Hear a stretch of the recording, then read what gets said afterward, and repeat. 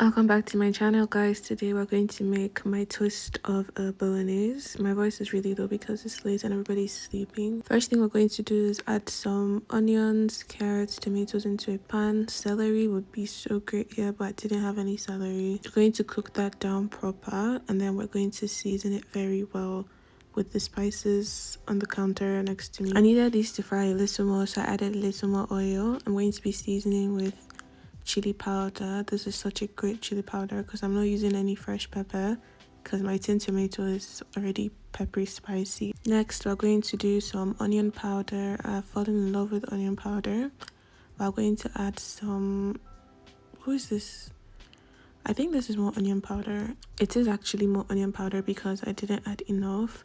So sorry, after onion powder, we're going to go with ginger powder. I have not been able to use fresh ginger for the past 2 months, and I actually missed that, but this works just fine. Next up, we're going to use curry. Obviously, this is my recipe, don't forget that. We also did some thyme, and we are doing a bouillon cube. I'm doing Maggi.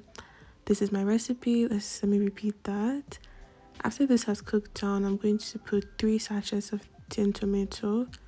I think I only showed 2 here, but I used 3 because one thing about minced meat is that it really absorbs like the color of tomato, so you want to use as much as you can. I'm going to give that a good mix, and we're also going to add some water so that it can stew and cook down properly. As you can see, my heat is very low. Make sure you're giving this a good mix.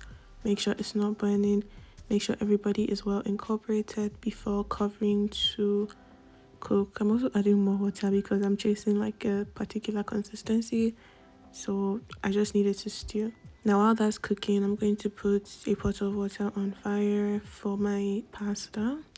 Checking on my stew is really burning, and that's intentional because I want it to have this really dark red. While that's going on the stove, I'm prepping some lettuce because I will be making a salad, and most of my lettuce is wilted, so I'm really sad about that. But back to my stew. It's looking saucy, it's giving the consistency that I want, and the tomato tastes cooked. So we're going to introduce our raw minced beef. Now I don't know how to measure like the fat percentage in beef, but I would say this one was like 20 or 10% fat. Like it was pure, almost pure meat. Maybe that explains why it was so expensive as well.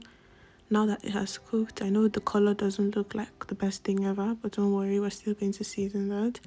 So I threw in some soy sauce. Dark soy sauce is really going to enhance the color of this food. I did some ginger, I did some chili powder, and as you can see, it's looking a bit more vibrant already. I'm going to let that cook for a few minutes, let all the spices get to know the meat, and when your water starts boiling, you're going to introduce your pasta.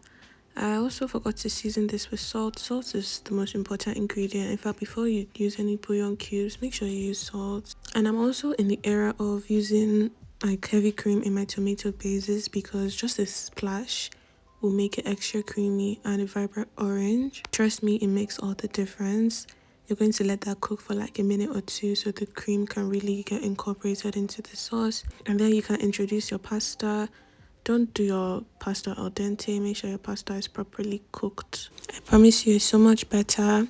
So I cut some spring onions and I threw that in there for just a little zing, and I plated it with my salad, which consists of lettuce, feta cheese, dried fruits, and cucumber.